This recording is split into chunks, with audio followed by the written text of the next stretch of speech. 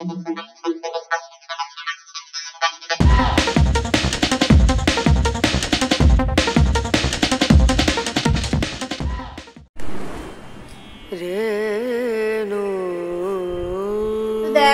এখন বাজে 9:45। Good morning সবাইকে। এখন থেকে ব্লগটা স্টার্ট করলাম। আর যে যেখান থেকে ব্লগটা দেখছি সবাইকে অনেক অনেক ধন্যবাদ। আর যে যে বন্ধু করেছো বা করনি সবাইকে অনেক অনেক ধন্যবাদ আর অনেক অনেক স্বাগত সবাইকে। তো চলো সবাইকে গুড মর্নিং দিয়ে স্টার্ট করলাম। তো এখন চলো রান্নাঘরের দিকে যাই। তো রান্না কি করবো সেটা তোমাদের সাথে অবশ্যই সবটাই শেয়ার করবো। তো চলো এখন দেখি রান্নাঘরে যাই। চলো এই যে দেখো এখন মাছ ভাজা হচ্ছে, তো মাছের তরকারি হবে। আর এখানে দেখো তোমাদেরকে দেখাচ্ছি, এখানে ভাত বসিয়ে দিয়েছি এই যে। আর এই যে দেখো বরবটি আলু কাঁচা লঙ্কা দিয়ে এটা ভাজা করা হচ্ছে।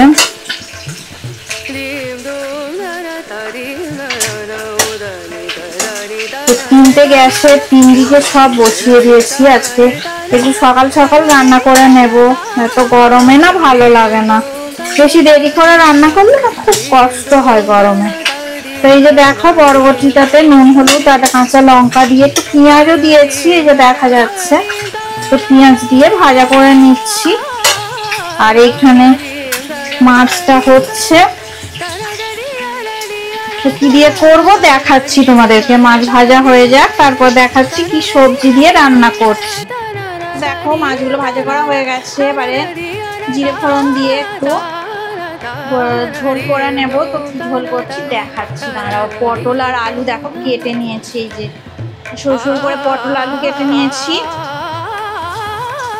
এই পটল আর আলু দিয়েই আজকে একদম পাতলা করে রান্না বান্না হবে, ঝোল হবে আর কি। আর পেঁয়াজ কুচি অল্প করে পেঁয়াজ কুচি দিয়ে দিলাম। আর সামান্য করে দেখো একটু আদা বাটা দিয়ে দিলাম। সব একসাথে নিয়ে রান্না করবো। আর এই যে দেখো এটা হচ্ছে জিরে বাটা। তো একদম বেশি ভাজা করব না, মানে ভাজা করলে কি হয় মানে বেশি হচ্ছে মানে একটু স্পাইসি টাইপের করবো না, বুঝলে তো। মানে হালকা করে সব মশলা দিয়ে আর সবজি দিয়ে রান্নাটা করে নেব। তো সামান্য একটু আদা বাটা সামান্য একটু জিরে বাটা দিয়েছি, এই দিয়েই একটু নাড়াচাড়া করে নেব প্রথমে। তারপরে জল ঢেলে দেব একটু নুন হলুদ দিয়ে আর কাঁচা লঙ্কা টমেটো দিয়েই রান্নাটা করে নেব।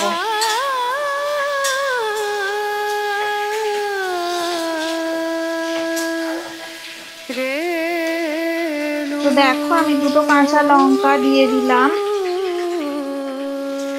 আর এখন দিয়ে দিলাম কুচনো টমেটো।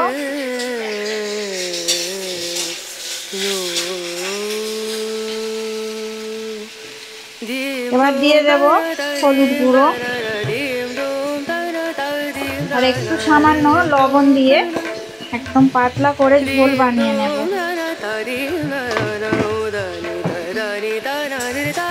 তো এবারে মশলা ভালো করে একটু কষিয়ে নেব। তো ভাজা ভাজা করবো আর কি, মানে হলুদের গন্ধটা চলে গেলেই জল দিয়ে দেব।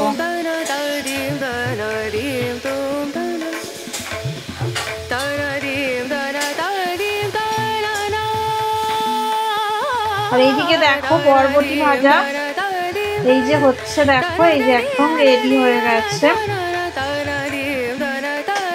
তো এখানে আগুনের তাপে যে খুন্তিটা ছিল প্রচন্ড গরম হয়ে গেছে, নাড়াচাড়া করা যাচ্ছে না। আমি একটা কাপড় দিয়ে ধরেছি, নাড়াচাড়া করছি। তো বরবটি ভাজা হয়েই গেছে, এবারে অফ করে দেব।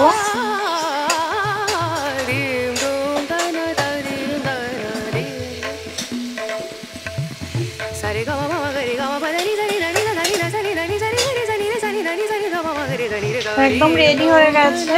আর এখানে দেখো মিক্সড হয়ে গেছে, এবার জল দিয়ে দেবো। একদমই ভাজা ভাজা হয়ে গেছে। চলো এভাবে মাছের তরকারিটা একদম পাতলা করে সুন্দর করে নিই। আজকে দেখো আমার কি অবস্থা হয়েছে, রান্না করতে করতে কি কাণ্ড হলো দেখো। এই দেখো রান্না করছিলাম, রান্না বসিয়েছি, এই যে সমস্ত তরকারি টরকারি বসে আছে, রান্না হচ্ছিল, আর এই দেখো গ্যাসটা আমি এক্ষুনি অফ করে দিলাম, আর এই দেখো কাঁচের টুকরো দেখো পড়ে আছে। এই দেখো পুরো মানে এই গ্যাস ওভেন কিনলে দেখো কি অবস্থাটা হয়, পুরো ফেটে গেছে। এটা কাঁচের যে ওভেনগুলো হয় না, এই ওভেন দেখো এত গরম পড়েছে, গরমে মানে 43 ডিগ্রি টেম্পারেচারে কি অবস্থাটা হলো দেখো, টুকরো টুকরো হয়ে গেছে পুরো একদম, মানে কাঁচ মনে হয় তোমাদেরকে দেখাতে পাচ্ছি, দেখো পুরো একদম ফেটে গেছে একদম,